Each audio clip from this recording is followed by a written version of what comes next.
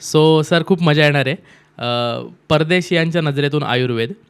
पण मला सुरुवात भारतापासूनच करायची आहे, की आजीबाईचा बटवा हा घरातला आयुर्वेद होता पूर्वीपासून. माझ्या पण लहानपणी जेव्हा काही त्रास होतील, आजी होतीच औषधं द्यायला. तर आपल्या घरातली ती पहिली डॉक्टर होती. पण घराच्या बाहेर पडल्यानंतर जेव्हा आम्ही शाळेत जायचो किंवा कॉलेजला गेलो, तर आयुर्वेदाची कायम हेटाळणी ऐकत आलो किंवा आयुर्वेदाला कायमच खाली दाखवण्यात आलं बरोबर. किंवा त्याचा एवढा प्रचार झाला नाही. भारतासारख्या ठिकाणी जिथे आयुर्वेद जन्माला आलं. तर आत्ता भारतात आयुर्वेदाची परिस्थिती काय आहे?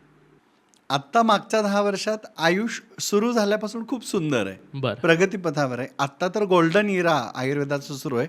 अर्थातच याचा अर्थ त्यापूर्वी तेवढी चांगली नव्हती. आपल्याकडे फॉरेनची औषधं आल्यानंतर सुद्धा त्याला इंग्रजी दवा असं म्हणायचे बघा. आणि इंग्लिश औषधं हळूहळू येऊ लागली आणि ती भारतीय मार्केटवरती फार मोठा कब्जा करू लागली. आणि मग आपोआपच जुन्या गोष्टी, सुंदर गोष्टी, चांगल्या गोष्टी या आपण विसरत गेलो, हरवत गेलो. आणि तो प्रवास कुठपर्यंत सुरू झाला हे म्हणजे आता आपल्याच राष्ट्रात, आपल्याच देशात, आपलाच आयुर्वेद परकीय वाटायला लागलाय. इथपर्यंत त्याची सुरुवात येऊन पोहोचलेली. बरोबर. म्हणजे म्हणजे मी नेहमी म्हणतो की MBBS इन रशिया हे पूर्वी आपण शिकायला जायचो, पण आता BAMS इन रशिया जेव्हा सुरू होईल ना, तेव्हा आपलीच लोक जास्त पैसे देऊन तिकडे आयुर्वेद शिकतील आणि मग इकडे येऊन त्याचा प्रचार प्रसार करतील. जसं योग आता योगा म्हणून आलंय. करेक्ट. हे परकीयांनी ज्यावेळी त्याच्यावर खूप अभ्यास करून रिसर्च पेपर लिहून त्याचे फायदे लिहून आले समोर आणले, त्यावेळी आता आपण ते त्यांच्या अँगलने स्वीकारायला सुरुवात केलेली आहे.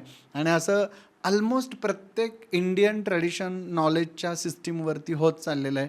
ॲस्ट्रॉलॉजी पण त्याच पद्धतीने येत चाललेलं आहे. ज्योतिषशास्त्र त्याच पद्धतीने येत चाललेलं आहे. संगीतशास्त्राचं तर आपण बघतोयच आहे. तर तुम्हाला घरोघरी मातीच्या चुली ही जी म्हण आहे, ही जगात कुठेही फिरलात तरी ती तशीच जाणवणार. बरोबर. याचं प्रॉमिनंट कारण काय वाटतं म्हणजे सर तुम्हाला, की आपल्याकडे एवढी कसं असतं, प्रत्येक व्यक्तीला ना काहीतरी इन्स्टंट पाहिजे, क्विक पाहिजे, फास्ट पाहिजे. त्याचे जे दुष्परिणाम आहेत ते दुष्परिणाम बघायची आता वेळ नाही राहिलेले. आपण स्पीड एवढं घेतलेलं आहे लाईफमध्ये की आपल्याला आता तुम्हाला मी विश्रांती घ्या म्हटलं, तुम्ही खूप थकलेला आहात, तर तुम्हाला हा सल्ला पटत नाही. बरोबर. मला पटकन एखादी गोळी द्या, मला 1 तासावरती कामाला जायचं आहे. करेक्ट. म्हणजे सगळं फास्ट पाहिजे. मृत्यूसुद्धा फास्ट आला तरी चालेल. आणि ऑन द कॉन्ट्री आयुर्वेदाच्या संहितेची सुरुवात कशी होते? अथातो दीर्घम जीवितीयम अध्यायम व्याख्यास्यामः. म्हणजे ज्याला जास्त जगायचंय, दीर्घ जगायचंय, सुंदर जगायचंय, त्याच्यासाठी आयुर्वेद आहे. आयुष्य वेद हा आयुर्वेद आहे. म्हणजे आयुष्य सुंदर जगण्याचं सार ज्याच्यात सांगितलंय ना, तो आयुर्वेद आहे. त्यामुळे तो शाश्वत आहे, तो अनाद आहे, अनंत आहे आणि तो तसाच राहणार आहे. तुम्ही किंवा मी आयुर्वेदाचं कल्याण करू शकत नाही. आपलं कल्याण करायचं असेल तर आपण आयुर्वेदाकडे गेलं पाहिजे. क्या बात है. वा. मी पण या 5-7 वर्षातला जो ट्रेंड बघतोय, जास्त करून जेव्हापासून इंस्टाग्राम असेल किंवा सोशल मीडिया असेल, हे खूप इझिली हातात आलं, तेव्हापासून आयुर्वेदाबद्दल थोडीशी जागरूकता आली. लोकांनी स्वतःचे पण अनुभव टाकले. माझे स्वतःचे अनेक मित्र वर्षातनं आठवड्याभराचा वेळ काढून केरळला वगैरे कुठेतरी ती पंचकर्म ट्रीटमेंट करतात. करायला पंचकर्म जातात. केलीच पाहिजेत प्रत्येकाने. ते बॉडी डिटॉक्सिफिकेशन आहे ना. ऍक्च्युली फॉरेनमध्ये आता पंचकर्मांसाठीच आयुर्वेद जास्त गाजला. अच्छा. क्लिन्झिंग प्रोसेस त्या जास्त गाजल्या. त्यांना मेंटल डिटॉक्सिफिकेशन पण पाहिजे आणि बॉडीचं डिटॉक्सिफिकेशन पण पाहिजे. एखादी कार विकत घेतल्यानंतर तुम्ही कसं रेग्युलरली ऑइल बदलता, करेक्ट. सर्व्हिसिंग करता. ऑइल आणि सर्व्हिसिंग व्यवस्थित वेळेत केली तर गाडी लॉंग ड्राईव्हला तुम्ही घेऊन जाऊ शकता आणि बिंदास चालवू शकता. Correct. तसंच बॉडीचं पण आहे. गाडी आणि बॉडीमध्ये खूप मोठा फरक नाही आहे. याचं सुद्धा ऑइलिंग सर्व्हिसिंग वेळेत झालं तर लॉंग ड्राईव्हला जाऊ शकतं. बरोबर. पण आता ही जी आलेली जागरूकता आहे, ही बाहेरच्यांनी आपलं स्वीकारलंय म्हणून येत असेल असंही मलाही वाटतं किंवा अगदीच, त्यांचं कारण व्हॅलिडी. आपण अनुकरणच मुळात पाश्चिमात्य संस्कृतीचं करतो. आपल्या बेसिक एज्युकेशन सिस्टीम मध्येच हे नाहीये. तुम्ही आठवून बघा, 12वी पर्यंत आयुर्वेद होतं. अजिबात एक चॅप्टर, एक पान तरी, काहीच नाही. किंवा आयुर्वेदाचा असं तरी वाचलात का नाही? A for Apple and apple a day keep doctors away हे शिकलात. Ayurveda a day keep doctors away हे का नाही शिकलात? आयुर्वेद जर सोबत असता तर डॉक्टर किंवा ट्रीटमेंटची गरजच पडली नसती. आयुर्वेदाचं पहिलं प्रयोजन काय? स्वस्थस्य स्वास्थ्य रक्षणम आणि मग आतुरस्य विकार परिमोक्षणम. आजार झाल्यावर बरं करण्याची ताकद तर आयुर्वेदात आहेच आहे, पण आजार होऊच नये म्हणून जी मोठी ताकद आहे आयुर्वेदाची, ती सगळ्यात मोठी. आणि ती जगाला जशी कळाली तसं अख्खं जग आयुर्वेदाकडे वळायला लागलं. क्या बात आहे. मूळ मुद्द्यावर येऊ आता. अगदी. आयुर्वेदाला घेऊन तुमचा जगभरातला प्रवास. हो. आणि मला हा स्पेशल यासाठी वाटतो की तुम्ही फक्त पेपर प्रेझेंट करायला एखाद्या कॉन्फरन्सला म्हणा किंवा 4 दिवसाची एखादा कार्यक्रम आहे तिथे जाऊन आयुर्वेद मांडला असं नाहीये. असं तुम्ही नाही. तिथे बसताना बसवलंय हो. आणि फॉरेनचे लोक तुमची तिथे येऊन 4 महिन्यातनं एकदा तुम्ही भेटणार आहात म्हणून वाट बघतायत. अगदी. तर कुठून सुरू झाली ही जर्नी आणि कधी सुरू झाला हा प्रवास आणि पहिल्यांदा जाण्याचं चॅलेंज काय होतं? पहिला देश कुठला होता आणि काय काय अडचणी आल्या?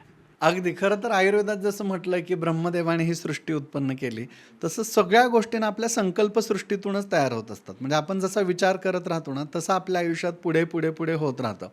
मी निलेश साबळे माझा मित्र, तुम्ही सगळेजण बघताय आता त्याला सगळ्या ठिकाणी, आणि समीर एजरे, असे आम्ही तिघजण फ्रेंड्स होतो. मी माझ्या आयुष्यातल्या- निलेश साबळे डॉक्टर निलेश पण साबळे. BAMS आहेत. हा, BAMS ओ, आहेत अच्छा, ते. ओके, हो, आणि आम्ही सगळे एकत्रच होतो. क्या बात आहे. तर मी माझ्या आयुष्यातल्या जवळपास 17 गोष्टी, निलेशने त्याच्या आयुष्यातल्या जवळपास 21 गोष्टी, समीरने 10-15 गोष्टी त्याच्या आयुष्यातल्या आम्ही लिहून काढल्या होत्या आणि त्या तशाच घडल्या जशा आम्ही लिहिल्या होत्या. वा. हां, म्हणजे तुम्ही सिक्रेट मूवी बघितला असेल, लॉ ऑफ अट्रॅक्शन बघितलं असेल, हे सगळं ऐकायला भारी वाटतं. आम्ही ती जगलेली लोक आहोत, आम्ही ते बघितलंय करून, आणि ते तसंच होतं. BAMSला जेव्हा ॲडमिशन घ्यायचं होतं तेव्हा DY पाटील कॉलेजला माझं पहिलं ॲडमिशन झालं होतं. पण त्याच्यानंतर तिथं पुस्तकं वाचताना नेहमी परांजपे, रानडे यांची पुस्तकं बघायचो आणि प्रत्येकाच्या खाली आयुर्वेद प्रचार प्रसारासाठी जगभरात फिरलेले आणि त्यांचं ती सगळी माहिती वाचायला मिळायची. आणि मला असं वाटायचं की यार, इथं गेलं तर आपल्याला जगात आयुर्वेद वाढवता येईल. आणि ते सगळे अष्टांग आयुर्वेद महाविद्यालयाचे प्राचार्य म्हणून तेव्हा होते.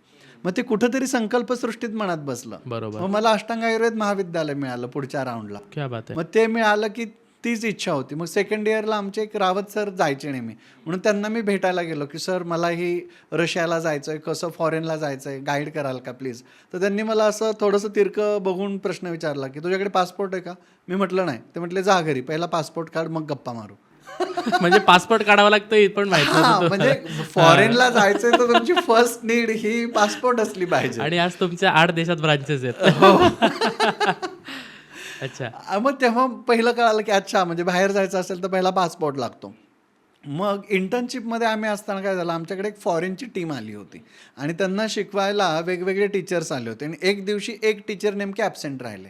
मग ते वासरात लंगडी गाय शहाणी असते ना, तसा एखादा वर्गातला जो हुशार विद्यार्थी असतो त्याला बॅटिंगला पाठवलं जातं ना, की जा बाबा 1 तासभर थोडीशी बॅटिंग Yes, कर, yes, yes. आलेल्या लोकांना थोडंसं माहिती दे. तसं मला स्मृती आयुर्वेद कन्सेप्ट शिकवायला पाठवलं गेलं. तो कन्सेप्ट मी खूप सुंदर शिकवला, तो त्यांनाही आवडला आणि साधारण 4-5 महिन्यानंतर मला अजूनही तो 19 जुलैला फोन आला आणि 26 ऑगस्टला साधारण तुम्हाला रशियात यायचं आहे म्हणून त्यांनी इन्व्हिटेशन दिलं. तिथल्या एका शाळेत मला तो कन्सेप्ट शिकवायचा होता आणि मला ते खूप भारी वाटलं. वा वा वा. आणि रशियात गेल्यानंतर जेव्हा तुम्ही पहिल्यांदा म्हणजे तिथे नुसता फोन आला नाही सर, त्याच्या पाठीमागे एक शृंखला पण घडली. म्हणजे कधी कधी गंमत म्हणून मला ती सांगावीशी पण वाटते. Please please. तर असे फोन 10 जणांना आले होते, नंतर कळालं मला. आणि त्यातले 4 जण पासपोर्ट नाहीत म्हणून रिजेक्ट झाले. बर. मग 5-6 जणच राहिले. त्यातले 2-3 जणांना पंचकर्म येत नाही, कोणाला टीचिंग येत नाही, कोणाला योगासनं येत नाहीत. ओके, असं सगळं सिलेक्शन होत गेलं. म्हणजे बघा, आम्ही विद्यार्थी सहाय्यक समितीमध्ये 400 रुपये कमवा शिका योजनेत शिकत होतो. आम्हाला सकाळी योगासनं केल्याशिवाय 1 ग्लास दूध पण प्यायला मिळत नव्हतं. त्यामुळे कुठंतरी ते संस्कारांमध्ये रुजतं ना, तसं झालं. मग योगासनं शिकवायला येत होती, करायला येत होती.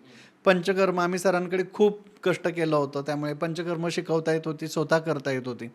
ट्रिकी क्वेश्चन एक त्यांनी विचारला की पंचकर्म केल्यानंतर आपल्याकडून खराब झालेला टेबल साफ करण्याची तुमची मानसिकता आहे का?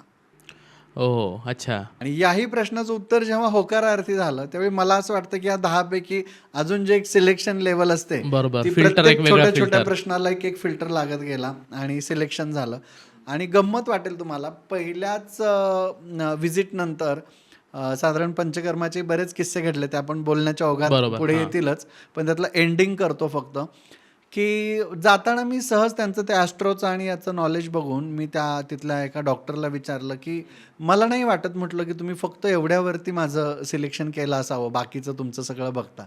मग ते हसले आणि तेव्हा म्हणजे बघा 2010 साली ते म्हटले होते की तुझ्या कुंडलीतले योग मी पाहिलेले आहेत आणि काही वर्षांनंतर म्हणजे साधारण 10-12 वर्षांनंतर तू रशियामध्ये एक आयुर्वेदाचा अँबॅसेडर म्हणून येशील. काय सांगता? आणि मला उगीच तेव्हा असं हसल्यासारखं वाटलं की काहीतरी म्हणतात वगैरे. आणि मला सांगायला आनंद होतोय, आत्ता 2024च्या सप्टेंबरला वर्ल्ड आयुर्वेद डेला मला स्पेशल रशियाच्या एम्बसीकडून ॲज आयुर्वेद अँबॅसेडर म्हणून इन्व्हिटेशन आलं क्या आणि मी बात तिथे आयुर्वेद अँबॅसेडर म्हणून एक दिवस पूर्ण आयुर्वेदचे लेक्चर्स देऊन आलो.